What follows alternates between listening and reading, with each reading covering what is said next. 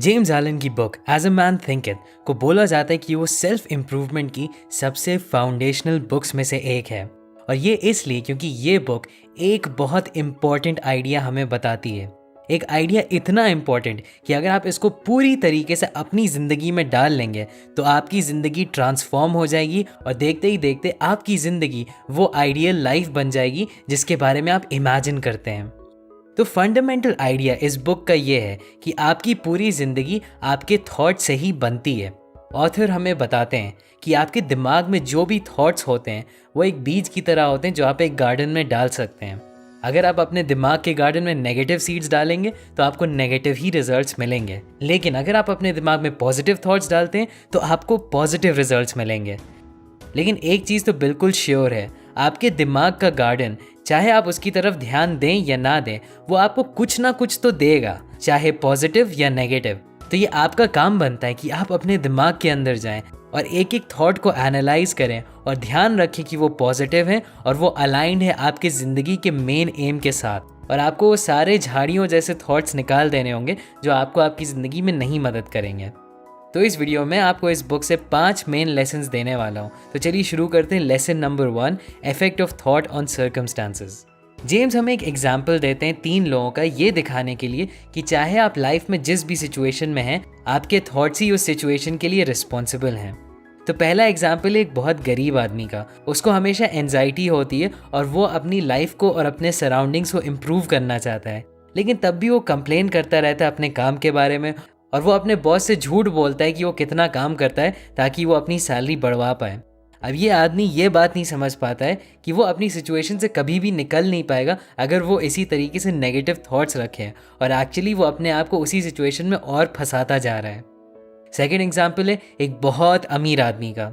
उसको एक बहुत खतरनाक और जानलेवा बीमारी है और वो कितने भी पैसे देने को तैयार है उस बीमारी को दूर हटाने के लिए, लेकिन वो अनहेल्दी खाना खाने का डिज़ायर अपना नहीं छोड़ने वाला है। वो अपने उन थॉट्स को भी नहीं छोड़ना चाहता है जिनकी वजह से वो अनहेल्दी खाना खाता है, और इसीलिए वो अपनी बॉडी को कभी भी हेल्दी नहीं बना पाएगा और वो अपने डिजीज़ को हटा नहीं पाएगा चाहे जितने भी पैसे हों उसके पास। और थर्ड एग्जाम्पल है एक बिजनेसमैन का। वो अपने एम्प्लॉयज़ को ढंग की सैलरी नहीं देता है, वो कोई भी कोशिश नहीं करता अपने एम्प्लॉयज़ को खुश रखने की, उनको सेफ रखने की। तो जब उसका बिजनेस बैंकरप्ट हो जाता है और वो किसी को ढूंढ नहीं पाता है अपने लिए काम करने के लिए, तब वो इकोनॉमी को ब्लेम करता है और अपने से बाहर के फैक्टर्स को ब्लेम करता है। लेकिन उसको ये बात समझनी चाहिए कि वो खुद ही अपने सारी प्रॉब्लम्स को कॉज कर रहा है। जेम्स एलन हमें ये बताते हैं कि हमारी सिचुएशन हमें नहीं बनाती है, वो बस हमें दिखा देती है कि हम असलियत में हैं कौन। काफ़ी लोग ऐसा सोचते हैं कि अगर उनका कोई मुश्किल समय चल रहा है तो मुझे तो अब लाइसेंस मिल गया बुरी आदतें करने का। वो सोचते हैं चलो कोई बात नहीं अगर मैं अभी स्मोक कर रहा हूँ क्योंकि मुझे बहुत ज़्यादा स्ट्रेस है काम का।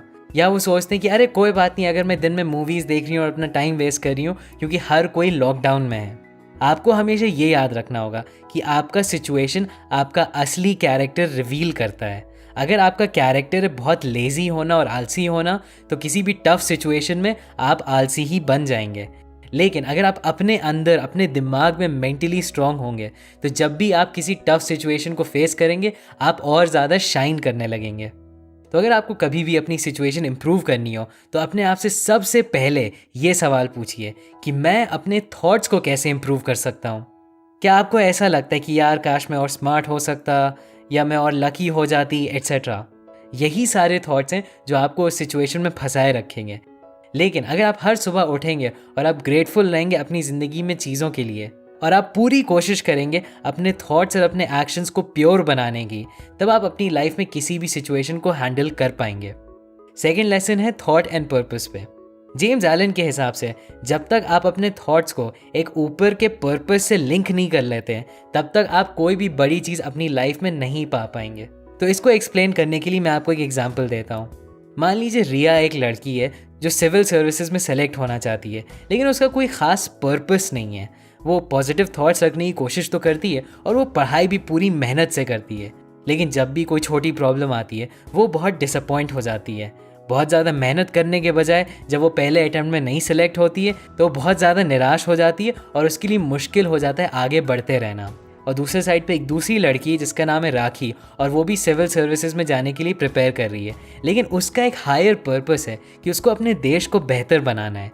जब भी उसके साथ कोई भी प्रॉब्लम आती है वो सिर्फ अपने पर्पस के बारे में सोचती है और वो आगे बढ़ती रहती है। अगर उसके पहले कुछ अटेम्प्ट में सिलेक्शन नहीं भी होता है तब भी वो आगे बढ़ती जाती है, क्योंकि वो अपने हायर पर्पस को अपने दिमाग में रखती है। और अगर मान लीजिए उसका कभी सिलेक्शन ना भी हो तब भी वो कोई और तरीका देख लेती है अपनी देश की मदद करने की, क्योंकि वो उसका हायर पर्पस है। तो आपके पास चाहे जितने भी पॉजिटिव थॉट्स होंगे, इसका कोई रिजल्ट आपको नहीं मिलेगा जब तक आप उनको चैनल करें एक पर्पस की तरफ। अब हो सकता है आपके दिमाग में सवाल आ रहा हो कि मैं क्या करूं अगर मुझे पर्पस नहीं मिल रहा है, या अगर हमें ये सवाल बहुत बड़ा लग रहा है तो हम क्या करें। तो उस केस में ऑथर हमें बताते हैं कि हमारे सामने जो भी काम है उसको हमको बेस्ट पॉसिबल तरीके से करना चाहिए। तो चाहे आप पढ़ाई कर रहे हो, चाहे आप बोरिंग एक्सेल शीट में काम कर रहे हो, आपको उसमें अपनी पूरी मेहनत लगा देनी चाहिए। इसी तरीके से आप अपने थॉट्स को फोकस कर पाएंगे एक गोल की तरफ। अब अगर आपको ऐसा लग रहा है कि अपने थॉट्स को हर टाइम क्लीन और पॉजिटिव रखना बहुत मुश्किल है, तो कोई बात नहीं, ऐसा सबके साथ होता है। जिस तरीके से कोई अगर फिजिकली वीक होता है तो उसको जिम जाके स्ट्रॉन्ग बनने में टाइम लगता है, उसी तरीके से अपने दिमाग के थॉट्स को भी क्लीन करने में टाइम लगता है। लेकिन प्रैक्टिस करते करते आप ज़रूर बदल सकते हैं कि आप सोचते कैसे हैं, और उसी वजह से आपके एक्शंस बदलेंगे और अल्टीमेटली आपकी लाइफ भी बदल जाएगी। थर्ड लेसन है thought factor and achievement. James Allen हमें बताते हैं कि इससे पहले कोई आदमी कुछ भी अचीव कर पाए उसको अपने एनिमल डिज़ायर्स का गुलाम बनना छोड़ना होगा। हो सकता है उसको सारे डिज़ायर्स ना छोड़ने हो, लेकिन काफ़ी हद तक डिज़ायर्स छोड़ने होंगे अगर उसको कुछ रिजल्ट पाना है। तो अगर एक आदमी बिजनेस शुरू करना चाहता है क्योंकि वो सोचता है कि तब वो लग्जरी गाड़ी ड्राइव कर सकता है, पार्टीज़ में जा सकता है, लड़कियों से मिल सकता है, एट्सेट्रा, तो इस तरह का आदमी कभी इतना क्लियर सोच ही नहीं पाएगा कि वो बिजनेस बनाए। जब हम अपने एनिमल डिज़ायर्स को हटाते हैं और अपने पर्पस को दिमाग में रखते हैं, तभी हमारे पास क्लैरिटी ऑफ थॉट आती है वो चीज़ें करने के लिए जो हमें करनी है। ऐसा भी हो सकता है कि एक इंसान बहुत ज़्यादा सक्सेस इस दुनिया में अचीव कर ले और स्पिरिचुअली भी बहुत ज़्यादा आगे बढ़ जाए, लेकिन उसके बाद अगर उसने अपने थॉट्स को साफ नहीं रखा तो धीरे धीरे वो सेल्फिश बनता जाएगा और अपना पूरा सक्सेस धीरे धीरे खोने लगेगा।